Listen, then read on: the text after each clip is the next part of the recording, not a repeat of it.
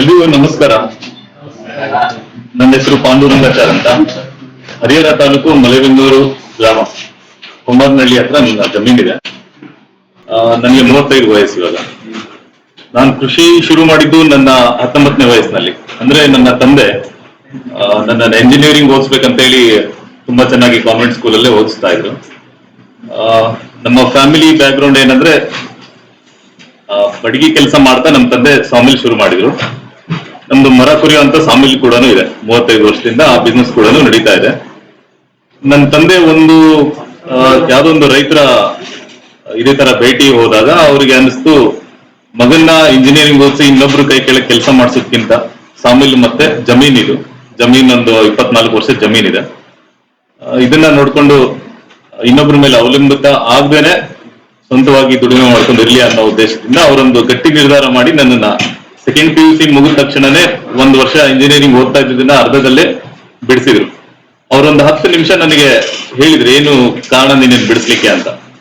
ಆ ಒಂದು 10-15 ನಿಮಿಷ ಮಾತುಕತೆಯಲ್ಲೇ ನಾನು ಒಪ್ಕೊಂಡ್ಬಿಟ್ಟೆ. ಯಾಕಂದ್ರೆ ಬೇರೆ ಯಾರು ಹೇಳಿದ್ರೆ ಅದನ್ನ ಏನು ನಂಬ್ತಾ ಇರಲಿಲ್ಲ. ಸ್ವತಃ ನನ್ನ ತಂದೆ ನನಗೆ ಬೋಧನೆ ಮಾಡಿರೋದ್ರಿಂದ ನಾನು ಕಾಲೇಜನ್ನ ಬಿಟ್ಟು ಕೃಷಿ ಮತ್ತೆ ನನ್ನ ಬಿಸ್ನೆಸ್ ಎರಡನ್ನೂ ನೋಡ್ಕೊಳ್ಳೋಕೆ ಶುರು ಮಾಡಿದೆ.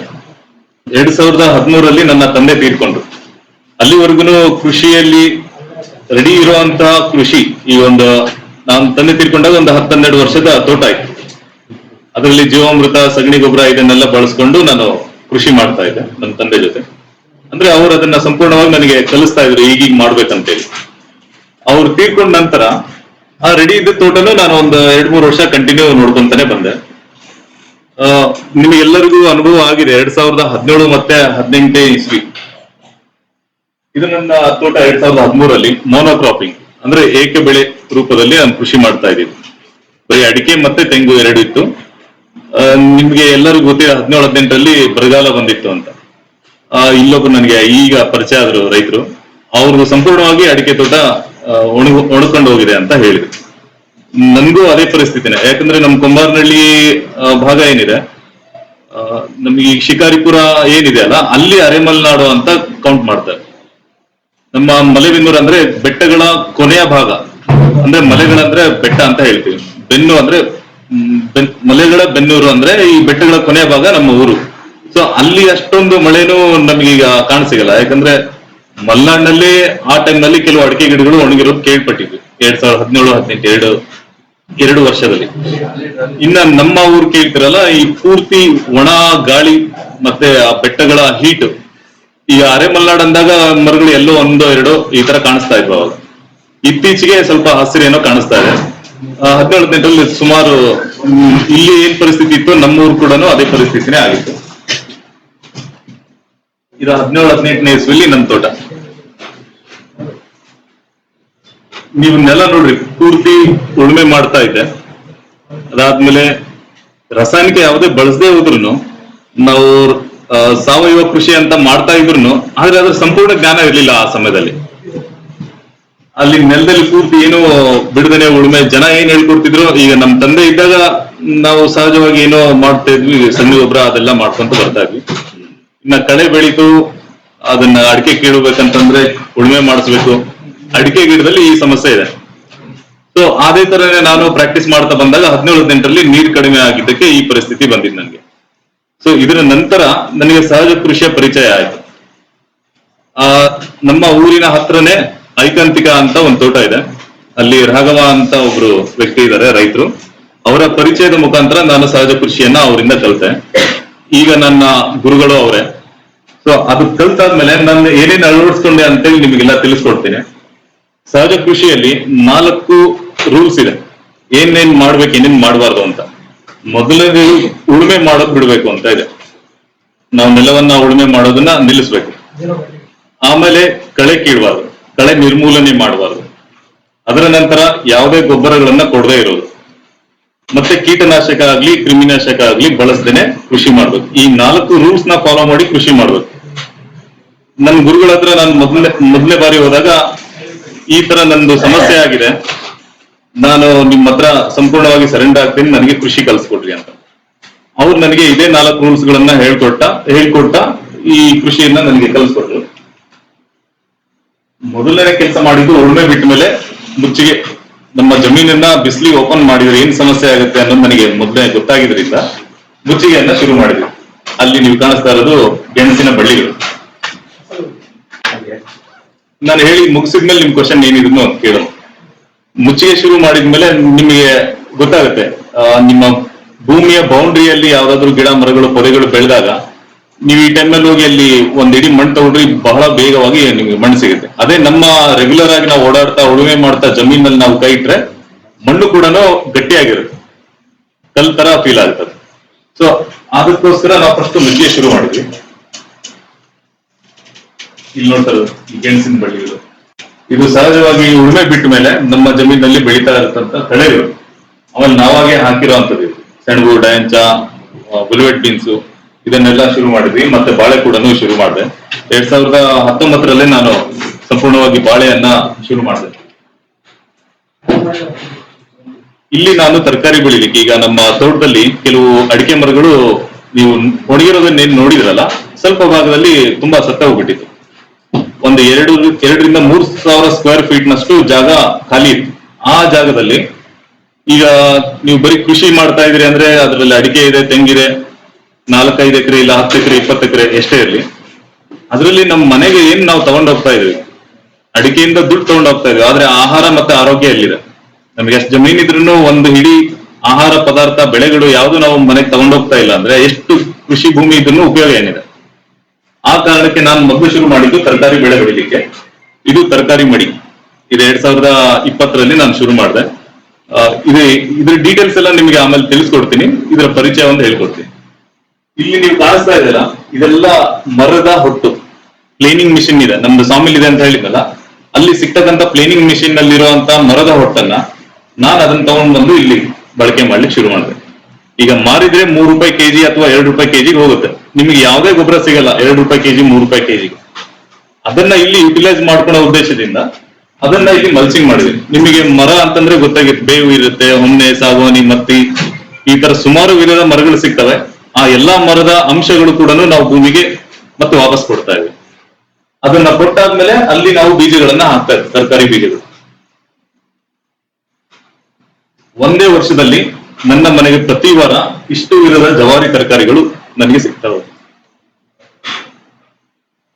ಇದು ಮುಳ್ಳುಗಾಯಿ. ಇವಾಗ ಕೇಳಿಕ್ ಹೋದ್ರೂ ನಿಮಗೆ ಸಂತೆಯಲ್ಲಿ ಸಿಗದೇ ಇಲ್ಲ. ಇಲ್ಲಿ ಮಾವಿನ ಶುಂಠಿ ಇದೆ, ಪುಂಡಿ ಸೊಪ್ಪು ಇದೆ, ಮೂಲಂಗಿ. ನಾನು ಮೊದಲನೇ ಬಾರಿ ತರಕಾರಿ ಬೆಳೆದಿರೋದು. ಅದಕ್ಕಿಂತ ಮುಂಚೆ ಅಡಿಕೆ ಬಿಟ್ಟು ಬೇರೆ ಏನು ಅನುಭವ ಇರಲಿಲ್ಲ. ಫಸ್ಟ್ ಟೈಮ್ ಬೆಳೆದಾಗ ನಮ್ಗೆ ಈ ತರ. ನಮ್ಮ ದಾವಣಗೆರೆದು ಫೇಮಸ್ ದೊಣ್ಣಮೆಣಸಿನ್ಕಾಯಿ, ಜವಾರಿ ತಳಿದು. ಮತ್ತೆ ಇಲ್ಲಿ ಬೆಂಡೆ 2 ವೆರೈಟಿ ಇದೆ, ಮುಳುಗಾಯಿ ಇದೆ, ಇದು ಮುಸುಕು ಬದನೆ ಅಂತ ಮಲೆನಾಡಿನಲ್ಲಿ ಬೆಳೆಯುವಂಥದ್ದು. ಮತ್ತೆ ಗೆಜ್ರಿ, ಇದ್ರ ಬಣ್ಣ ನೋಡಿ, ಇದೆಲ್ಲ ಹಳೆಯ ತಳಿಗಳು, ಜವಾರಿ ತಳಿಗಳು. ಈರುಳ್ಳಿ ಸಹಿತ ಬೆಳೆದಿದೆ. ನಿಮ್ ಭಾಗದಲ್ಲಿ ಈರುಳ್ಳಿ ಕಾಮನ್ ಇದೆ, ಬಟ್ ನಮ್ಮ ಭಾಗದಲ್ಲಿ ರೈನ್ಫೀಲ್ಡ್ ಅಂದ್ರೆ ನೀರಾವರಿ ಇರುವಂತ ಏರಿಯಾದಲ್ಲಿ ಈರುಳ್ಳಿಗಳು ಬೆಳೆಯೋದು ಅತಿ ಕಷ್ಟನೇ. ಅಲ್ಲಿ ಕೂಡ ನಾನು ಈರುಳ್ಳಿ ಬೆಳೆದಿದೆ. ಕೋಕೋ ಬರೀ ಮಲೆನಾಡಿನಲ್ಲಿ ಕೇಳಿರ್ತೀರಾ. ನಮ್ದು ಅರೆಮಲೆನಾಡು ಮತ್ತೆ ನೀರಾವರಿ ಇರುವಂತ ಏರಿಯಾ, ಅಲ್ಲೆಲ್ಲ ಕೋಕೋ ಹಾಕೋ ಬದಲಾಗಿ ಈಗೆಲ್ಲ ತೆಗಿತಾ ಇದ್ದಾರೆ. ಅಡಿಕೆಗೆ ಈಗ 2 ವರ್ಷದಿಂದ ಅಡಿಕೆಗೆ ಒಂದು 45,000 50,000 ರೇಟ್ ಶುರುವಾಯ್ತು. ಆ ಟೈಮ್ನಲ್ಲೆಲ್ಲ ಕೋಕೋ ತೆಗ್ಬಿಟ್ರು. ಆದ್ರೆ ಇವಾಗ ನೀವು ನೋಡಿದ್ರೆ 1,000 ತನಕ ಹೋಗಿದೆ 1 KG dry beans. At present ಏನಿದೆ ಅಂದ್ರೆ ₹700 ಕೆಜಿ ಇದೆ. ಕೋಕೋ ನಾನೊಂದು 2-3 ವರ್ಷದ ಹಿಂದೆ ತಂದು ಹಾಕಿದ್ದೆ. ಸೊ ಕೋಕೋ ಕೂಡ ನೀವು ಒಳ್ಳೆ ಇಳುವರಿನೇ ಬರ್ತಾ ಇದೆ. ಇದು ಅರಿಶಿನ, ಸಿಹಿಗೆಣಸು, ಮರಗೆಣಸು. ಮರಗೆಣಸು ನೀವು ಯಾವ ಭಾಗದಲ್ಲಿ ನೋಡಿದ್ರಿ? ಮಲೆನಾಡಲ್ಲಿದೆ, ಕರಾವಳಿ ಭಾಗದಲ್ಲೂ ಇದೆ. ಕರಾವಳಿ ಭಾಗದಲ್ಲಿ, ತಮಿಳುನಾಡು ಜಾಸ್ತಿ ಇದೆ. ನಮ್ಮ ಡಿಸ್ಟಿಕ್ ನಲ್ಲಿ ದಾವಣಗೆರೆ ಜಿಲ್ಲೆಯಲ್ಲಿ ಎಲ್ಲೂ ಮರಗೆಣಸು ಅಂದ್ರೆ ನಮ್ಮ ಗುರುಗಳ ತೋಟದಲ್ಲಿ ಬಿಟ್ಟರೆ ಬೇರೆ ಕಡಿಮೆ ನಾನು ನೋಡಿರೋದು. ಮೊದಲನೇದಾಗಿ ನಾನು ಮರಗೆಣಸು ಬೆಳೆದಾಗ 25 ಕೆಜಿ ಬಂದಿದೆ. ಅದು ಅವರೇ ಆಶ್ಚರ್ಯ ಪಟ್ಟಿದ್ದಾರೆ, ಇದು ಇಷ್ಟು ದೊಡ್ಡದಾಗಿ ನಮ್ಮಲ್ಲೂ ಬಂದಿಲ್ಲ, ಇಲಿಗಳು ಕೂಡ ಬಿಡ್ತಾ ಇಲ್ಲ ಅಂತ. ನನ್ನ ಮೊದಲನೇ ಸರಿನೇ 25 ಕೆಜಿ ಅಷ್ಟು ಮರಗೆಣಸು ಬಂದಿದೆ. ಅದು ಸಿಹಿಗೆಣಸು ಅತಿ ದೊಡ್ಡದಾಗಿ ಬಂದಿತ್ತು. ಇದರಲ್ಲಿ ಸಿಹಿಗೆಣಸು ಏನ್ ನೋಡ್ತಾ ಇದ್ದೀರಿ, ಇದರಲ್ಲಿ 5 ವೆರೈಟಿಗಳು ನನ್ನ ಹತ್ರ ಇದೆ. ಅಂದ್ರೆ ಈಗ ಆದಿವಾಸಿಗಳು ಏನ್ ಬಳಸ್ತಾ ಇದ್ರು, ಮೂಲತಃ ನಾವು ಹುಡುಕ್ತಾ ಇರೋದು ಜವಾರಿ ತಳಿಗಳು ಮತ್ತೆ ಹೈಬ್ರಿಡ್ ವೆರೈಟಿ ಬಿಟ್ಟು ಏನೇನ್ ಸಿಗುತ್ತೋ ಎಲ್ಲಾನು ನಾವು ಕಲೆಕ್ಟ್ ಮಾಡ್ತಾ ಇದೀವಿ. ಸೊ ಅದರಲ್ಲಿ ನಾನು ಇದ್ರಲ್ಲಿ ನೋಡಿ 2 ವೆರೈಟಿ ನಿಮಗೆ ಗೆಣಸು ಕಾಣ್ತಾ ಇದೆ. ಬಿಳಿದಿದೆ, ಕೆಂಪು ಇದೆ, ಅದು ಒಂದು ವೆರೈಟಿ ಇದೆ. ಇದು ಕೂಡ ಜವಾರಿ ಅರಿಶಿನ, ಕೆಂಪು ಬಾಳೆ, ಚಂದ್ರ ಬಾಳೆ ಅಂತ ಹೇಳ್ತೀವಿ. ಬಾಳೆಯಲ್ಲಿ 15 ವೆರೈಟಿಯಸ್ ಬಾಳೆ ಇದೆ. ಈ ಹಣ್ಣುಗಳಲ್ಲಿ ಈಗ ನಿಮಗೆ ಪ್ರತಿದಿನ ಒಂದೇ ತರದ ಏಲಕ್ಕಿ ಬಾಳೆಹಣ್ಣು ತಿಂದ್ರಿ ಅಂದ್ರೆ ವರ್ಷ ಪೂರ್ತಿ ಯಾರು ತಿಂತೀರಿ? ಯಾರು ತಿನ್ನಲ್ಲ. ಸೀಸನ್ ವೈಸ್ ಹಣ್ಣು ಸಿಗ್ತಾ ಇದ್ರೆ ಅದ್ರಲ್ಲಿ ಅನುಕೂಲ. ಇದು ಪೀನಟ್ ಬಟರ್ ಫ್ರೂಟ್ ಅಂತ ಮಾವು ಸಹಜ ಕೃಷಿ ಮಾಡಿದ್ಮೇಲೆ ನಮಗೆ ಇಷ್ಟು 2 ಬಕೆಟ್ ನಷ್ಟು ಮಾವು ಸಿಕ್ಕಿದೆ. ಇದನ್ನ ಹಣ್ಣು ಕೂಡ ಮಾಡ್ಕೊಂಡು ಮತ್ತು ಉಪ್ಪಿನಕಾಯಿ ಕೂಡ ಬಳಸ್ಕೊಂಡು ಯೂಸ್ ಮಾಡ್ತಾ ಇದ್ವಿ. ಮೋಸಂಬಿ ಹಣ್ಣು ನಾನ್ ಕೇಳಿರ್ಲಿಲ್ಲ ನಮ್ಮ ಭಾಗದಲ್ಲಿ ಮೋಸಂಬಿ ಬೆಳೆದಿದ್ದಾರೆ ಅಂತ. ನಾವೇನ್ ಮಾಡ್ತಾ ಇದೀವಿ ಅಂದ್ರೆ, ಒಂದು ಅಡಿಕೆ ಗಿಡ ನೆಡ್ರಿ, ಅದ್ರಲ್ಲಿ ಬಂದಿರುವಂತ ದುಡ್ಡಿನಿಂದ ನೀವು ಎಂತ ಹಣ್ಣು ಬೇಕಂದ್ರೂ ತಗೊಂಡ್ ಬಂದು ತಿನ್ರಿ ಅಂತ ನಮ್ಮ ಭಾಗದಲ್ಲಿ ಕೆಲವು ಜನ ಮಾತಾಡ್ತಾರೆ. ಅಂದ್ರೆ ಬೇಲಿ ಸಮೇತ ಅಡಿಕೆ ಗಿಡಗಳನ್ನ ಬೆಳಿತಾರೆ. 3 ಅಡಿಗೆ ಒಂದೊಂದು ಅಡಿಕೆ ಗಿಡ ಹಾಕ್ಬಿಟ್ಟು ಬೇಲಿಗೆ ಪೂರ್ತಿ ಎಲ್ಲ ಕಡೆನೂ ನಿಮ್ ಕಾಲಿಟ್ಟತ್ರ ಎಲ್ಲ ದುಡ್ಡು ಜನಗಳ ತಲೆ ಇರೋದು ಅಷ್ಟೇನೆ. ಆದ್ರೆ ಆರೋಗ್ಯ ಎಲ್ಲಿ ಹೋಗ್ತಾ ಇದೆ ಅನ್ನೋದನ್ನ ಅವರು ನೋಡ್ಕೊಳ್ತಾ ಇಲ್ಲ. ಆ ತರ ಹೇಳ್ತಿರೋ ವ್ಯಕ್ತಿಗಳು ಇವಾಗ ಹಾರ್ಟ್ ಆಪರೇಷನ್ ಆಗಿದೆ, ಸ್ಟ್ರೋಕ್ ಆಗಿದೆ, ಮತ್ತೊಂದು ಸಮಸ್ಯೆಗಳನ್ನ ಅನುಭವಿಸ್ತಾ ಇದ್ದಾರೆ. ಅದರ ಬದಲಾಗಿ ನೀವು ಹಣ್ಣುಗಳನ್ನ ಬೆಳ್ಕೊಂತ ಇದ್ರೆ ಅದನ್ನ ತಿನ್ಬೋದು. ಇಲ್ಲಿ ನೋಡ್ತಾ ಇದ್ರ ಅನಾನಸ್, ಇದು ಜೋಯ್ಡಾ ಅಂತ ಒಂದು ತಾಲೂಕಿದೆ. ಅಲ್ಲಿ ಕುಣಬಿ ಸಮುದಾಯ ಅಂತ ಇದೆ. ಇವರೆಲ್ಲರೂ ಕಾಡಿನಲ್ಲಿ ಜೀವನ ಮಾಡೋರು. ಅವ್ರ ಹತ್ರ ತಂದಿರುವಂತ ಹಣ್ಣಿನ ವೆರೈಟಿ ಅದು. ಅದನ್ನ ತಂದು ಕೂಡ ನಾವು ಬೆಳೆದಿದ್ವಿ. ನನ್ನ ಹಿಡಿಯಷ್ಟಿದೆ ಅಷ್ಟೇ, ಅದು ಅದಕ್ಕಿಂತ ಹೆಚ್ಚು ದೊಡ್ಡದಾಗಿ ಬೆಳೆಯಲ್ಲ. ಇದು ಪೂರ್ತಿ ಹಳೆ ತಳಿಗಳಿವೆಲ್ಲ, ನಮ್ಮ ದೇಶೀಯ ತಳಿಗಳು. ಅಲ್ಲಿ ತೊಗರಿ ನೋಡ್ತಾ ಇದ್ರಿ, ಗೆಜ್ಜರಿಗಳು, ಬಾಳೆ, ಇದು ಪಚ್ಚಬಾಳೆ ಇದೆ, ಏಲಕ್ಕಿ ಇದೆ, ಅಮೃತ್ ಪಾನಿ ಅಂತ, ಇದು ಸಕ್ಕರೆ ಬಾಳೆ. 15 ವೆರೈಟಿಯಲ್ಲಿ ಈ ಒಂದು 7-8 ವೆರೈಟಿ ನನಗೆ ಈಗ ಸಿಗ್ತಾ ಇದೆ. ಇನ್ನ ಒಂದು 10 ವೆರೈಟಿಗಳು ನನಗೆ ರೀಸೆಂಟ್ ಆಗಿ ಹಾಕಿದ್ದೀನಿ. ಸಹಜ ಕೃಷಿ ಮಾಡ್ಲಿಕ್ಕೆ ಶುರು ಮಾಡಿದಾಗಿಂದನು ನನ್ನ ಪ್ರತಿಯೊಂದು ಸ್ಕ್ವೇರ್ ಫೀಟ್ ನಲ್ಲೂ ಅಬ್ಸರ್ವೇಷನ್ ಮಾಡ್ತಾ ಹೋದಾಗ ಸುಮಾರು ಹುಳ ಉಪ್ಪಡಿಗಳು ಮತ್ತೆ ಪಕ್ಷಿ ಚಿಟ್ಟೆಗಳು ಈ ತರ ನಮಗೆ ಕಾಣಿಸ್ತಾ ಇದೆ. ಇದನ್ನೆಲ್ಲಾನು ಐಡೆಂಟಿಫೈ ಮಾಡಿ ಡಾಕ್ಯುಮೆಂಟೇಶನ್ ಮಾಡ್ತಾ ಇದೀವಿ. ನಮ್ಮ ಭಾಗದಲ್ಲಿ ಯಾವ್ಯಾವ ತರದ ಚಿಟ್ಟೆಗಳಿದೆ, ಯಾವ ತರದ ಮಾತ್ಸ್ ಗಳಿದಾವೆ, ಪಕ್ಷಿಗಳು ಯಾವ್ಯಾವ ತರದ್ ಬರ್ತಾ ಇದೆ. ಈಗ ನಮ್ದು ಬೆಟ್ಟ ಗುಡ್ಡದ ಪ್ರದೇಶ ಆಗಿರೋದ್ರಿಂದ ರೆಗ್ಯುಲರ್ ಆಗಿ ಇಲ್ಲೆಲ್ಲ ಕಾಣಿಸ್ತಾ ಇರುವಂತ ಕೀಟ ಮತ್ತು ಪಕ್ಷಿಗಳಿಗಿಂತಲೂ ಹೆಚ್ಚಿನ ಪ್ರಭೇದಗಳು ನಮ್ಮ ಭಾಗದಲ್ಲಿ ಕಾಣಿಸ್ತಾ ಇದೆ. ನಮ್ಮ ತೋಟದ ಮುಂದೆನೆ ಕೆರೆ ಇದೆ, ಕುಮಾರನಹಳ್ಳಿ ಕೆರೆ. ಅಲ್ಲಿ ಸುಮಾರು ಈಗ ನೋಡಿ, ಕೆರೆ ಅಂದ ತಕ್ಷಣ ಬರೀ ನೀರು ಅಷ್ಟೇ ನಿಮಗೆ ಕಾಣಿಸುತ್ತೆ. ಅಲ್ಲಿ ಹತ್ರ ಹೋದಾಗ ನಿಮಗೆ ಎಷ್ಟೋ ಜೀವ ಜಂತುಗಳು ಕಾಣಿಸ್ತಾ ಇರ್ತದೆ. ಅದೆಲ್ಲ ನಮ್ಮ ತೋಟದಲ್ಲಿ ಕಾಣಿಸ್ತಾ ಇದೆ. 2023ರಲ್ಲಿ ನನ್ನ ತೋಟ ಹೀಗಿದೆ. ನೀವು ನೋಡಿರ್ತಕ್ಕಂತ ಒಣಗಿರೋ ಪ್ರದೇಶ ಈ ಭಾಗ. ನಾನು ಅಲ್ಲಿ ಇಟ್ಕೊಂಡು ಫೋಟೋ ತರಿಸ್ಕೊಂಡಿದ್ದೆ. ಇಲ್ಲಿ ಒಣಗಿರೋ ಅಂತದ್ದು ಪೂರ್ತಿ ಮತ್ತೆ 2023ನಲ್ಲಿ ಈ ತರ ಮಾರ್ಪಾಡು ಮಾಡಿದೆ. ಇವೆಲ್ಲಾನು ಸಹಜ ಕೃಷಿಯಿಂದ ನನಗೆ ಅನುಕೂಲ ಆಗಿ ಮಾಡ್ಲಿಕ್ಕೆ ಸಾಧ್ಯ ಆಗಿದ್ದು. ಉಳುಮೆ ಬಿಟ್ಟ ನಂತರ ಯಾವುದೇ ಗೊಬ್ಬರ ಕೊಡ್ದೇನೆ ಅಡಿಕೆ ಮತ್ತೆ ತೆಂಗು, ಬಾಳೆ, ಮೂಸಂಬಿ, ಜಾಯಿಕಾಯಿ, ಏಲಕ್ಕಿ, ಕಾಳುಮೆಣಸು, ಇನ್ನ ವಿಧವಾದ ಗೆಡ್ಡೆ ಗೆಣಸುಗಳು, ಕೋಕೋ ಇದೆ. ನೀವು ಬರೀ ಮಲೆನಾಡಿನಲ್ಲಿ ಅಷ್ಟೇ ಬೆಳೆಯುತ್ತೆ, ಇಲ್ಲಿ ಬೆಳಿಲಿಕ್ಕೆ ಸಾಧ್ಯ ಇಲ್ಲ ಅನ್ನೋದು ಯಾವುದೂ ಇಲ್ಲ. ನಿಮ್ಗೆ ಈ ತರ ಹ್ಯಾಬಿಟೇಟ್ ಶುರು ಮಾಡಿದ್ರೆ ಇದ್ರ ಒಳಗಡೆ ನೀವ್ ಏನ್ ಬೇಕಂದ್ರೂ ಬೆಳಿಬಹುದು. ಏಲಕ್ಕಿಗೆ ಸ್ವಲ್ಪ ಬಿಸಿಲು ಬಿದ್ರೂ ಬಾಡೋಗ್ಬಿಡುತ್ತೆ. ಅಂತದ್ರಲ್ಲಿ ಇದ್ರ ಒಳಗಡೆ ನೀವೇನ್ ಹಾಕಿದ್ರೂ ಆರಾಮಾಗಿ ಬಂದ್ಬಿಡುತ್ತೆ. ಸೊ ಇಷ್ಟು ನನ್ನ ಪರಿಚಯ ಇದೆ. ಇದ್ರಲ್ಲಿ ನಿಮಗೆ ಏನಾದ್ರೂ ಪ್ರಶ್ನೆ ಇದ್ರೆ ಕೇಳಿ. ಅದರ ಉತ್ತರದ ನಂತರ ಇನ್ನೊಂದು ಭಾಗ ಇದೆ, ಅದನ್ನ ಎಕ್ಸ್ಪ್ಲೈನ್ ಮಾಡ್ತೀನಿ. ಹೇಳಿ. ಹಾ, ಈಗ ನೋಡ್ರಿ, ಇದ್ರ ಒಳಗಡೆ ಉಳುಮೆ ಮಾಡ್ಲಿಕ್ಕೆ ಸಾಧ್ಯನೇ ಇಲ್ಲ. ಇದರಲ್ಲಿ ಗಾಡಿನೂ ಹೋಗೋದಿಲ್ಲ, ಏನು ಹೋಗಲ್ಲ. ನೀವು ಇದರಲ್ಲಿ ಕೃಷಿ ಏನಾದ್ರೂ ಮಾಡ್ಬೋದು. ಅಂದ್ರೆ ನಿಮಗೆ ಏನಾದ್ರೂ ಗಿಡ ನೆಡ್ಬೇಕಂದ್ರೆ ಅಲ್ಲಿ ಹೋಗಿ ಅದರ ಸೈಜ್ಗೆ ಗಿಡ ಗುಂಡಿ ತೆಗಿತೀರಿ, ಗಿಡ ಇಡ್ತೀರಿ. ಮತ್ ಬೇರೆ ಕೆಲಸನೇ ಇಲ್ಲ ಅಲ್ಲಿ. 3 ವರ್ಷದಿಂದ ನನ್ನ ತೋಟದಲ್ಲಿ ಲೇಬರ್ ಕೆಲಸನೇ ಮಾಡಿಲ್ಲ. ಇಲ್ಲಿ ಕಳೆ ಒಳಗಡೆ ನಿಮ್ಗೆ ಏನು ಕಳೆನೇ ಬರೋದಿಲ್ಲ. ಈ ಬಾಳೆ ಒಳಗಡೆ ಕಳೆನೇ ಬರೋದಿಲ್ಲ. ಕಳೆ ಅಕಸ್ಮಾತ್ ಬಂದ್ರು ಬಿಸಿಲು ಬಿದ್ರು ಅಲ್ಲಿ ಕಳೆ ಬೆಳೆಯುತ್ತೆ. ನೀವು ಅಲ್ಲಿ ಜಾಗ ಖಾಲಿ ಬಿಡೋ ಬದಲು ಏನಾದ್ರೂ ಒಂದು ಬೆಳ್ಕೊಳ್ರಿ, ಅವಾಗ ನಿಮಗೆ ಅಲ್ಲಿ ಕಳೆ ಬದಲು ಬೆಳೆ ಬರುತ್ತೆ.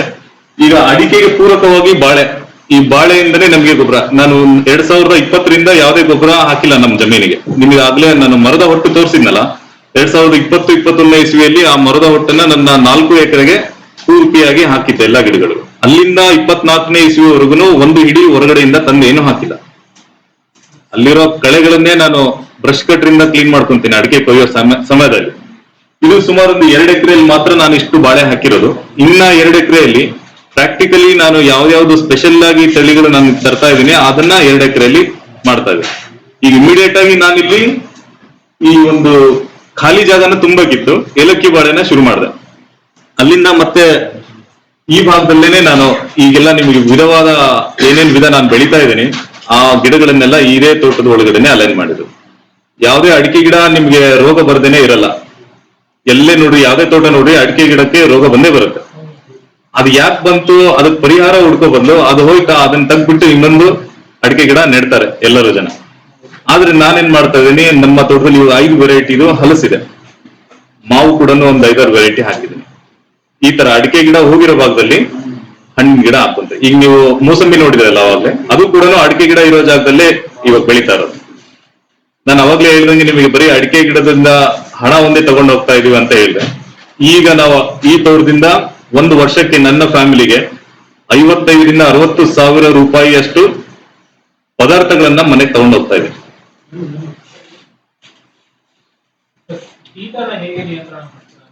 ಹಾ, ಈಗ ಅವಾಗ್ಲೇ ನೀವು ನೋಡಿದ್ರಿ ಬರೀ ಅಡಿಕೆ ಅಷ್ಟೇ ಕಾಣಿಸ್ತಾ ಇತ್ತು. ಅದೇ ತರನೇ ನೀವು ಒಂದು ಲೈನ್ ನಲ್ಲಿ ಬೆಂಡೆ ಅಥವಾ ಟೊಮೆಟೊ ಒಂದು ಲೈನ್ ಪೂರ್ತಿ ಅದನ್ನೇ ಹಾಕಿದ್ರೆ ಕೀಟಗಳ ಹಾವಳಿ ಜಾಸ್ತಿ ಆಗುತ್ತೆ. ಈ ಚಿಟ್ಟೆಗಳು ಏನ್ ಮಾಡ್ತವೆ, ಪರಾಗಸ್ಪರ್ಶ ಮಾಡ್ತವೆ. ಆದ್ರೆ ಇದರಲ್ಲಿ ಕೆಲವೊಂದು ಸ್ಲೈಡ್ಸ್ ನಾನು ಹಾಕಿಲ್ಲ. ಈಗ ಈ ಹಬ್ಬೆಗಳಿರ್ಬೋದು, ಜೇಡಗಳು, ಆಮೇಲೆ ಇನ್ನು ಕೆಲವು ಪಕ್ಷಿಗಳಿರ್ತವೆ. ಇವನ್ನೆಲ್ಲ ಸಹಜ ಕೃಷಿ ಮಾಡಿದಾಗ ಇವೆಲ್ಲ ನಮ್ಮ ಜಮೀನಲ್ಲಿ ವಾಸಿಸ್ತವೆ. ಹಾವುಗಳ ಚಿತ್ರನೂ ಇದೆ, ಅದನ್ನ ಹೇಳ್ಬಿಟ್ರೆ ಮತ್ತೆ ಯಾರು ಅದನ್ನ ಮಾಡಕ್ ಹೋಗಲ್ಲ ಅಂತ ನಾನು ಇದರಲ್ಲಿ ತೋರಿಸಿಲ್ಲ ಅಷ್ಟೇ. ಈಗ ನೋಡಿ, ಇಲ್ಲಿ ತೊಗರಿ ಇದೆ ಅಲ್ಲ, ತೊಗರಿ ಜೊತೆಗೆ ನೀವು ಚೆಂಡು ಕೂಡ ಬೆಳೆಸ್ಬೋದು. ಆಮೇಲೆ ಔಡಲ ಅದನ್ನು ಕೂಡ ಹಾಕ್ಬೋದು. ಇವೆಲ್ಲ ಪೆಸ್ಟ್ ಟ್ರ್ಯಾಪ್ ತರ ಕೆಲಸ ಮಾಡುತ್ತೆ. ನಮ್ಮ ತರಕಾರಿಯ ಬೌಂಡ್ರಿಯಲ್ಲಿ ಹಾಕೋಬೇಕು ಇದನ್ನೆಲ್ಲ, ಒಳಗಡೆ ಮಾಡೋದು. ತರಕಾರಿ ಬೌಂಡ್ರಿಯಲ್ಲಿ ಇದನ್ನ ಮಾಡಿದ್ರೆ ಪೆಸ್ಟ್ ಟ್ರ್ಯಾಪ್ ಅಂತ ಹೇಳ್ತೀವಿ. ನೀವು ಪೆಸ್ಟ್ ಟ್ರ್ಯಾಪ್ ಆಗಿ ಬೇರೆ ಏನೋ ಕೆಮಿಕಲ್ ಅಥವಾ ಮತ್ತೊಂದೇನೋ ಬಳಸೋ ಬದಲು ಖರ್ಚಿಲ್ದೇನೆ ನಿಮಗೆ ಇದರಲ್ಲಿ ತೊಗರಿನೂ ಸಿಗುತ್ತೆ, ಪೆಸ್ಟ್ ಕಂಟ್ರೋಲ್ ಕೂಡ ಆಗುತ್ತೆ. ಸರ್, ಈಗ ನೀವು ದೇಸಿ ತಳಿದು ಬೀಜಗಳನ್ನ ಕಲೆಕ್ಟ್ ಮಾಡಿದ್ರಲ್ಲ, ಅದು ಕೊಡೋ ಐಡಿಯಾ ಏನಾದ್ರು ಇದೆಯಾ ನಿಮಗೆ? ಈಗ ಜೂನ್ ಅಲ್ಲಿ ಒಂದು ದಾವಣಗೆರೆಯಲ್ಲಿ ಒಂದು ಮೇಳ ಮಾಡಿದ್ವಿ, ದೇಶೀಯ ತಳಿಗಳದು ಬೀಜ ಮೇಳ ಮಾಡಿದ್ವಿ. ಅದರಲ್ಲಿ ನಿಮಗೆ ರಾಷ್ಟ್ರ ಮಟ್ಟದಲ್ಲಿ ನಡೀತದು. ಅಂದ್ರೆ ಹೊರ ರಾಜ್ಯದಿಂದನೂ ದೇಸಿ ತಳಿಗಳ ಬೀಜಗಳು ತಂದ್ರು, ಮತ್ತೆ ನಾವು ಬೆಳೆದಿರ್ತಕ್ಕಂತ ಬೀಜಗಳನ್ನು ಕೂಡ ಅಲ್ಲಿ ಮಾರಾಟ ಮಾಡಿದ್ವಿ. ಮುಂದಿನ ವರ್ಷ ಮಾರ್ಚ್ ತಿಂಗಳಲ್ಲಿ ಕೂಡ ಆ ತರದ್ದು ಮೇಳ ಮಾಡ್ತಾ ಇದೆ. ಅಂದ್ರೆ ನಮ್ಮ ದಾವಣಗೆರೆ ಜಿಲ್ಲೆ KVK ಸಹಯೋಗದಿಂದ ಅಲ್ಲಿ ಮಾಡಿದ್ದು. ಸೊ ನೀವು ಅಲ್ಲಿ ಪಾರ್ಟಿಸಿಪೇಟ್ ಮಾಡಿದ್ರೆ ಅಲ್ಲಿ ನಿಮಗೂ ಅಲ್ಲಿ ಸಿಗೋ ವ್ಯವಸ್ಥೆ ಇದೆ.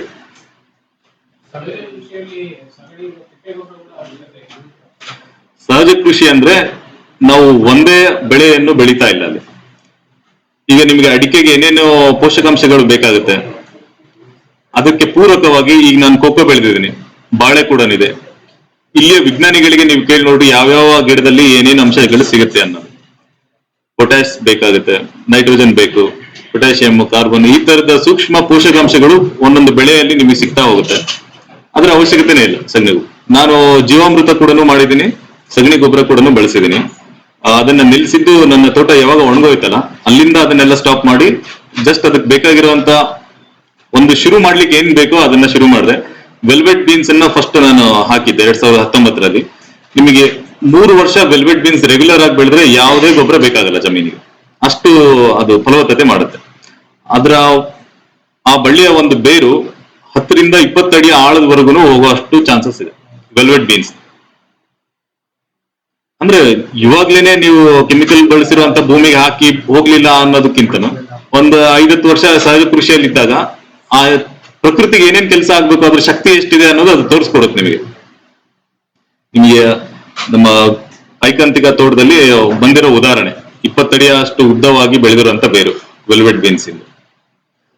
ಸೊ ಅದು ನಮ್ಮ ಭೂಮಿಯಲ್ಲಿ ಫಲವತ್ತತೆ ಹೆಚ್ಚಲಿಕ್ಕೆ ಬೇಗ ಕೆಲಸ ಮಾಡುವಂತ ಬಳ್ಳಿ ಅದು ವೆಲ್ವೆಟ್ ಬೀನ್ಸ್. ಅದನ್ನ ನಾವು ಫಸ್ಟ್ ಕೆಮಿಕಲ್ ಇಂದ ಅಲ್ಲಿಗೆ ಬರ್ಲಿಕ್ಕೆ ಏನ್ ಮಾಡ್ಬೇಕಂದ್ರೆ ಇದನ್ನ ಶುರು ಮಾಡಿ ನಂತರ ಬೇರೆ ಬೇರೆ ತರದ ಗಿಡಗಳನ್ನ ಹಾಕೊಂತ ಹೋಗ್ಬೋದು.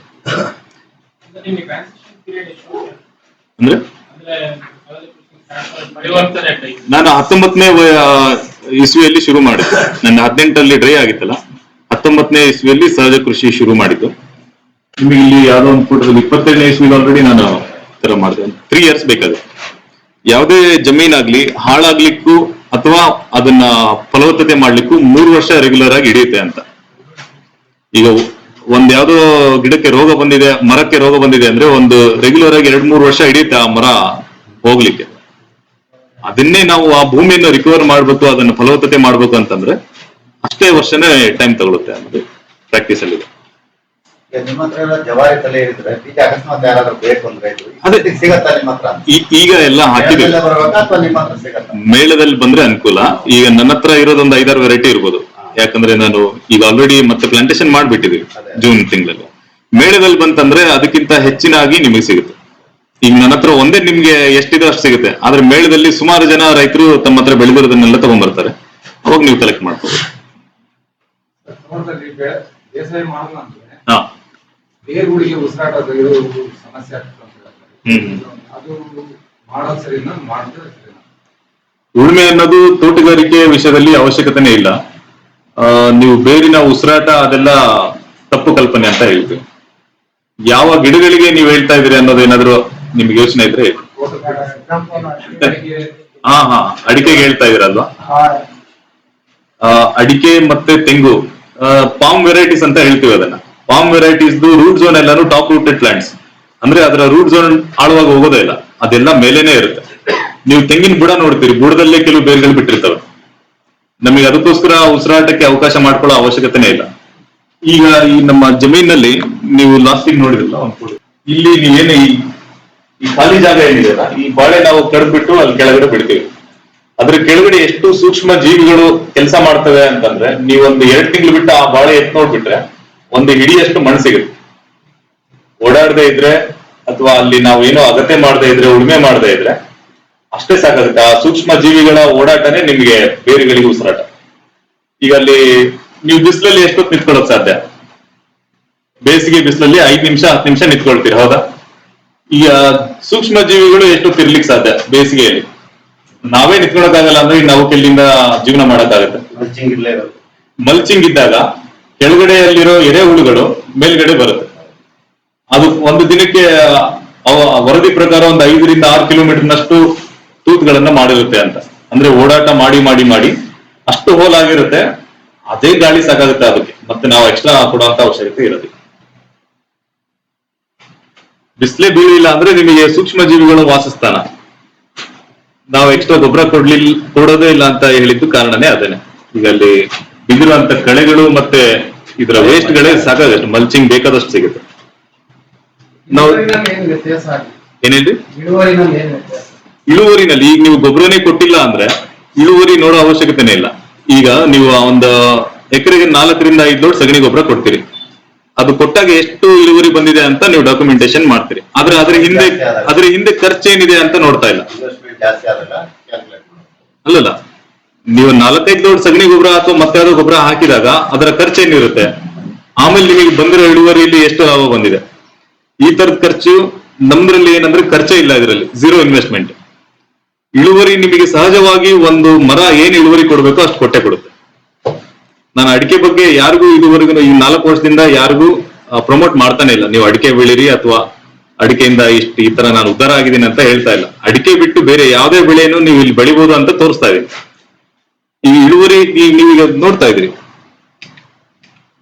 ಇದು ನೋಡಿ, ಅದೆಷ್ಟು ಕೆಜಿ ಇರ್ಬೋದು ಅಂದಾಜಲ್ಲಿ ಹೇಳಿ. ಫಸ್ಟ್ ಇನ್ ಫೋಟೋ ಏನೇಳಿ 25 ಕೆಜಿ ಇದೆ, ಅದು 25 ಕೆಜಿ ಇದೆ, 20 ಕೆಜಿ ಇದು 21 ಕೆಜಿ ಇದೆ. ಏಲಕ್ಕಿ ಬಾಳೆ ಮೊದಲನೇ ಬೆಳೆ ನಾನು ಬೆಳೆದಿರೋದು 18 ಕೆಜಿ ಬಂದಿದೆ. ಏನು ಗೊಬ್ಬರ ಬಳಸದೇನೆ 18 ಕೆಜಿ ತೆಗೆದಿದ್ದೀನಿ. ಇಲ್ಲ ಜೀವಾಮೃತನೂ ಇಲ್ಲ, ಸಹಜ ಕೃಷಿಯಲ್ಲಿ ಹೇಳ್ತಾ ಇರೋದು. 2019ರಿಂದ ನನ್ನ ಜಮೀನಿಗೆ ನಾನು ಏನು ಕೊಟ್ಟಿಲ್ಲ. ಈ ತರ ಕಾಣಿಸ್ತಾ ನೋಡ್ರಿ, ನಾನು ಬರೀ ಮಲ್ಚಿಂಗ್ ಮಾಡಿರೋದಷ್ಟೇ, ಆ ತರಕಾರಿ ಅಷ್ಟು ಚೆನ್ನಾಗಿ ಬಂದಿದೆ. ನಿರ್ವಹಣೆ ಯಾವ ತರ? ಸ್ಪ್ರಿಂಕ್ಲರ್ ಇದೆ. ನಿಮ್ಗೆ ಯಾವುದೇ ಒಂದು ಗಿಡಕ್ಕೆ ಸಪರೇಟ್ ಆಗಿ ನಾನು ನೀರು ಕೊಡ್ತಾ ಇಲ್ಲ. ಸ್ಪ್ರಿಂಕ್ಲರ್ ಇಂದನೇ ಎಲ್ಲೆಲ್ಲಿ ಕರೆಕ್ಟ್ ಆಗಿ ಹೋಗ್ಬೇಕು ಅದನ್ನ ಮೇಂಟೈನ್ ಮಾಡಿ. ಅಲ್ಲ ದೊಡ್ಡದೇ ಇದೆ, 20 ಫೀಟ್ ಕವರ್ ಆಗುತ್ತೆ ಒಂದ್ ಸೈಡ್ ಇಂದ. ಹೌದೌದು. ಈಗ ತಳಿನ ನಾನು ಮೇಂಟೈನ್ ಮಾಡಲ್ಲ. ನನಗೆ ಅಡಿಕೆ ಕೊಯ್ಲು ಈಗ ಶುರುವಾಗಿದೆ.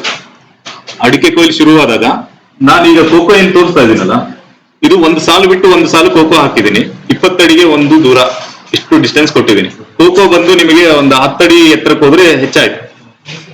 ಇದು 2ನೇ ಲೇಯರ್ ಆಗಿ ಬರುತ್ತೆ ನಿಮಗೆ ಕೋಕೋ. ನಿಮಗೆ ಕಳೆ ಏನ್ ಮಾಡುತ್ತೆ ಅಂದ್ರೆ, ನಾವು ಒಂದು ಸಾಲು ಬಿಟ್ಟು ಒಂದು ಸಾಲು ಕೋಕೋ ಹಾಕಿದಾಗ ಇನ್ನ ಒಂದು ಸಾಲು ಖಾಲಿ ಬಿಟ್ಟಿರ್ತೀವಿ. ಆ ಸಾಲು ಮಾತ್ರ ನಾನು ಕಳೆಯನ್ನ ಬ್ರಷ್ ಕಟ್ಟರಿಂದ ಕ್ಲೀನ್ ಮಾಡ್ಕೊಳ್ತೀನಿ ಅಷ್ಟೇ. ಇನ್ನ ಒಂದು ಸಾಲಲ್ಲಿ ನಾವು ಓಡಾಡೋದೇ ಇಲ್ಲ, ಬರೀ ಗಿಡಗಳನ್ನ ಹಾಕೋದು, ಬಂದ್ರೆ ಹಾರ್ವೆಸ್ಟ್ ಮಾಡ್ಕೊಳ್ಳೋದು ಅಷ್ಟೇ ಕೆಲಸ. ಈ ಒಂದು ಸಾಲಲ್ಲಿ ನಿಮಗೆ 2 ಸಾಲಲ್ಲಿರುವಂತಹ ಅಡಿಕೆ ಗಿಡಗಳ ಕೊಯ್ಲು ನಡೆದೋಗ್ಬಿಡುತ್ತೆ ಅಲ್ಲಿ. ಬೇರೆ ನಿಮಗೆ ಕೆಲಸನೇ ಇರೋದಿಲ್ಲ. ನಮಗೆ ಒಂದು 5 ತಿಂಗಳು ಅಡಿಕೆ ಕೊಯ್ಲು ಆದ್ರೆ ತೋಟದ ಕೆಲಸ, ಕೂಲಿಯವ್ರ ಕೆಲಸ ಮುಗ್ದೇ ಹೋಯ್ತು, ಹಾರ್ವೆಸ್ಟಿಂಗ್ ಮಾಡ್ಬಿಟ್ಟು. ಇನ್ನ ಬಾಕಿ ಕೆಲಸ ಎಲ್ಲ ನಾವು ಗಿಡ ಹಾಕೋದು ಇಲ್ಲ ಫಲ ತೆಗೆಯೋದು, ಇದೆರಡೇ ಕೆಲಸ ನಮ್ ಜಮೀನಲ್ಲಿ ನಡೀತಾ ಇರೋದು. ಹ್ಮ್ ಹ್ಮ್ ಹ್ಮ್ ಇಲ್ಲ, ನೀವು ಮ್ಯಾನೇಜ್ ಮಾಡೋ ಅವಶ್ಯಕತೆನೇ ಇಲ್ಲ ರೀ. ಈಗ ನಿಮ್ಮ ಭೂಮಿ ಖಾಲಿ ಇದೆ ಅಂತಂದ್ರೆ ಅಲ್ಲಿ ಏನಾದ್ರೂ ಬೆಳೆಯುತ್ತೆ. ನೀವು ಕಳೆ ಬೆಳೆಸ್ಕೊಳೋ ಬದಲು ನೀವು ಹುರುಳಿ ಬೆಳೆಸ್ಕೊಳ್ಳಿ. ಹಾ ಹಾ ನಾನು ಹೇಳ್ತಾ ಇದ್ದೀನಲ್ಲ, ನಾನೀಗ ಕಳೆ ಬೆಳೆಯೋ ಜಾಗಕ್ಕೆ ನಾನು ಬೇರೆ ಬೆಳೆ ಬೆಳ್ಕೋಬಹುದು. ಈಗ ನೀವು ಒಂದ್ ಗಿಡ ನೆಡ್ತೀರಿ, ಅಲ್ಲಿ ಸುತ್ತಮುತ್ತ ಕಳೆ ಖಾಲಿ ಮಾಡಿರ್ತೀರಿ ಜಾಗ, ಅಲ್ಲಿ ಬಿಟ್ರೆ ನೀವು ಹಂಗೆ ಬಿಟ್ರೆ ಕಳೆ ಬೆಳೆಯುತ್ತೆ. ಯಾವುದೇ ಸಾಯಿಲ್, ಯಾವುದೇ ಭೂಮಿಯಲ್ಲಿ ಭೂಮಿ ಏನ್ ಮಾಡುತ್ತೆ ಅಂದ್ರೆ ಓಪನ್ ಆಗಿ ಇಟ್ಕೊಳಕ್ ಸಾಧ್ಯನೇ ಇಲ್ಲ. ನಾವು ಓಡಾಡ್ತಾ ಇರೋ ಜಾಗ ಒಂದ್ 4-5 ದಿನ ಬಿಟ್ರು ಅಲ್ಲಿ ಯಾವುದೋ ಒಂದು ಹುಲ್ಕಡ್ಡಿ ಎದ್ದಿರುತ್ತೆ. ಈಗ ಗಿಡ ನೆಟ್ಟಿರೋ ಸುತ್ತಮುತ್ತ ಜಾಗ ಖಾಲಿ ಇರುತ್ತಲ್ಲ, ನಾವು ಹುರುಳಿನೋ ಸೆಣಬು ಡಯಂಚನೋ ಮತ್ತೊಂದು ಮುಖ್ಯವಾದ ಗಿಡ ಡಾಮಿನೇಟ್ ಮಾಡದೇ ಇರೋ ಹಂಗೆ ನೀವು ಒಂದು 2 ಅಡಿ ಎತ್ತರದ ಗಿಡ ಹಾಕ್ತೀರಾ ಅಂದ್ರೆ ಅಲ್ಲಿ ಹುರುಳಿ ಹಾಕೋಬಹುದು. ಅದು ಸ್ವಲ್ಪ ಬಳ್ಳಿ ತರ ಬರುತ್ತೆ, ಚಿಕ್ಕದಾಗಿ ಅಲ್ಲೇ ಶ್ರಬ್ ಆಗಿ ಬೆಳ್ಕೊಂಡ್ಬಿಡುತ್ತೆ. ಸೊ ಈ ತರ ನಾವು ಬೆಳೆ ಬೆಳ್ಕೋಬಹುದು. ನೀವು ಹುರುಳಿ ಎಷ್ಟು ಒಂದ್ 4 ತಿಂಗಳಿಗೆ ಕಟಾವ್ ಮಾಡ್ಬೋದು. ನೀವು ಕಟಾವ್ ಮಾಡ್ದೇನೆ ಹಂಗೆ ಬಿಟ್ರೆ ಮತ್ತೆ ಹುರುಳಿ ಬೀಜ ಅಲ್ಲೇ ಉದುರ್ಕೊಂಡು ಆ ಗಿಡ ದೊಡ್ಡದಾಗೋದ್ರೊಳಗೂ ಅದಕ್ಕೆ ನೈಟ್ರೋಜನ್, ಫಾಸ್ಫರಸ್ ಮತ್ತೆ ಏನೇನ್ ಬೇಕು ನ್ಯೂಟ್ರಿಷನ್ಸ್ ಆ ಗಿಡದ ಪೂರ್ಣವಾಗಿ ಬೆಳೆಯವರೆಗೂ ಅಲ್ಲಿ ಸಿಗ್ತಾ ಹೋಗುತ್ತೆ. ನಾವಲ್ಲಿ ಏನ್ ಕಳೆ ಬೆಳಿಬಾರ್ದಂತ ಕ್ಲೀನ್ ಮಾಡ್ಕೊಂತ ಹೋದಷ್ಟನ್ನು ಬೇರೆ ಬೇರೆ ತರದ ಕಳೆಗಳು ಬೆಳಿತಾ ಹೋಗುತ್ತೆ. ಯಾಕಂದ್ರೆ ನೀವು ನೋಡಿ, ಒಂದು ಗಿಡದ ಸುತ್ತಮುತ್ತ ಕ್ಲೀನ್ ಮಾಡಿದಾಗ ಮುಂದಿನ ಸಲ ಅಲ್ಲಿ ಬೇರೆ ಕಳೆ ಹುಟ್ಟಿರುತ್ತೆ. ಈ ಯಾರಾದ್ರೂ ಅಬ್ಸರ್ವ್ ಮಾಡಿದಿರಾ? ಒಂದೇ ತರದ ಕಳೆಗಳು ಎಲ್ಲಿ ಬೆಳೆದಿರಲ್ಲ. ಅಂದ್ರೆ ಉಳುಮೆ ಮಾಡ್ತಿರೋ ಜಮೀನಲ್ಲ, ನೀವು ರೋಡ್ ಸೈಡ್ ನೋಡಿ. ಇವಾಗ ನಾನು ಬರ್ತಾ ನೋಡ್ತಾ ಇದ್ದೀನಿ, ಈ ಕಾಂಗ್ರೆಸ್ ಗಿಡ ಕೇಳಿದಿರಲ್ಲ, ಈ ಕಾಂಗ್ರೆಸ್ ಗಿಡಗಳಿಗಿಂತ ಬಿಜೆಪಿ ಅನ್ನೋ ಗಿಡಗಳು ಬಹಳ ಕಾಣಿಸ್ತಾ ಇದೆ. ಆ ಹೆಸರಿಂದ ಕೇಳಿದಿರಿ ನೀವು ಅನ್ಸುತ್ತೆ. ಆ ಹಳದಿ ಹೂ ಬಿಡುತ್ತೆ, 2 ಎಲೆ ದ್ವಿದಳ ಧಾನ್ಯದ ಗಿಡ ಅದು. ಹೋದ್ ವರ್ಷ 2 ವರ್ಷ ಇರ್ಲಿಲ್ಲ ಆ ಗಿಡ, ಈ ಸಲ ತುಂಬಾ ಬೆಳೆದಿದೆ, ಎಲ್ಲಾ ಕಡೆನೂ ಬೆಳೆದಿದೆ. ನೋಡ್ರಿ, ಪ್ರಕೃತಿನೇ ತನಗೆ ಇಷ್ಟ ಇಲ್ಲ ಒಂದೇ ತರದ್ ಬೆಳೆಸ್ಕೊಳಕ್ಕೆ, ನಾವಾಗೆ ಒತ್ತಾಯದಿಂದ ಏಕರೂಪ ಬೆಳೆನ ಬೆಳಿತಾ ಇದೆ. ನಿಮ್ಗೆ ಈಗ ಅರ್ಥ ಆಗ್ತಾ ಇರ್ಬೋದು. ಈಗ ಹೊರಗಡೆ ಯಾಕೆ ಅಬ್ಸರ್ವ್ ಮಾಡ್ರಿ ಅಂತ ಹೇಳ್ತೀವಂದ್ರೆ, ನಾವು ನಮ್ಮ ಹಸ್ತಕ್ಷೇಪ ಇಲ್ಲದೆ ಇರುವಂತ ಸ್ಥಳಗಳಲ್ಲಿ ನೀವು ನೋಡಿದ್ರೆ ಅಲ್ಲಿ ಒಂದೇ ತರದ ಬೆಳೆ ಎಲ್ಲೂ ಕಾಣಲ್ಲ. ನಿಮ್ ಬೇಲಿನೇ ನೋಡ್ರಿ, ನೀವು ಓಡಾಡಲ್ಲ ಬೇಲಿ ಹತ್ರ, ಎಷ್ಟು ವಿಧವಾದ ಬೇಲಿ ಬೆಳೆದಿರುತ್ತೆ. ಅಷ್ಟೇ, ನೀವು ಜಮೀನಲ್ಲಿ ಖಾಲಿ ಬಿಟ್ರೆ ಅಲ್ಲಿ ಬೇರೆ ಬೇರೆ ತರದ ಕಳೆ ಬೆಳೆಯುತ್ತೆ. ಅದ್ರ ಬದಲು ನೀವು ನಿಮಗೆ ಬೇಕಾಗಿರೋದನ್ನ ಬೆಳ್ಕೋಬಹುದು. ಯಾವುದೇ ಗಿಡ ನೆಡ್ರಿ, ಅದ್ರ ಸುತ್ತ ಯಾರಾದ್ರೂ ಒಂದು ಬೀಜಗಳನ್ನ ಹಾಕಿದ್ರೆ ಅದು ಗಿಡ ಬೆಳ್ಕೊಳ್ಳೋದು. ಈಗ ನೀವು ಅಡಿಕೆ ಗಿಡನೇ ಆಗ್ಲಿ, ಬಾಳೆನೇ ಆಗ್ಲಿ, ಬಾಳೆ 1 ವರ್ಷಕ್ಕೆಲ್ಲ ಎತ್ತರ ಬೆಳೆದು ಬಿಡುತ್ತೆ. ಅದು ಬೆಳೆಯೋ ತನಕನಾದ್ರೂ ಅದಕ್ಕೆ ನೀವು ಅಕ್ಕಪಕ್ಕ ಏನಾದ್ರೂ ಹಾಕೊಡ್ರಿ, 4 ತಿಂಗಳಿಗೆ ಹುರುಳಿ ಬಂದು ಹೋಗುತ್ತೆ. ಇಲ್ಲ ಸೆಣಬು, ಡಯಂಚ ಇದನ್ನೆಲ್ಲ ಹಾಕೋಬಹುದು. ಗುಂಪು ಬಾಳೆನೆ ಬೆಳ್ಕೋಬಹುದು. ಗುಂಪು ಬಾಳೆ ಬೆಳಿಬೇಕಂದ್ರೂ ಈಗ ನಾವು ಕೋಕೋ 20 ಅಡಿ ಕೊಟ್ಟಿದ್ದೆ, ಅದರ ನಡುವೆ ಒಂದು ಬಾಳೆ ಹಾಕಿದ್ರೆ ಅದು ಕೂಡ 20 ಅಡಿಗೆ ಡಿಸ್ಟೆನ್ಸ್ ಆಗುತ್ತೆ. ನೀವು ಗುಂಪು ಬಾಳೆ ಆರಾಮಾಗಿ ಬೆಳ್ಕೋಬಹುದು. ಏಕರೂಪ ಬೆಳೆ ಆದ್ರೆ ನೀವ್ ಹೇಳ್ದಂಗೆ ಸ್ಪ್ರೇ ಕೊಡದೇ ಇದ್ರೆ ಬರೋದೇ ಇಲ್ಲ. ಜವಾರಿ ತಳಿಯ ಆಯ್ಕೆ ಫಸ್ಟ್ ಇನ್ನದಾಗಿರ್ಬೇಕು. ಜವಾರಿ ತಳಿ ಆಯ್ಕೆ ಮಾಡಿದಾಗ ಅದಕ್ಕೆ ರೋಗ ನಿರೋಧಕ ಶಕ್ತಿ ಇದ್ದೇ ಇರುತ್ತೆ, ಅದು ಮುಖ್ಯವಾಗಿದೆ.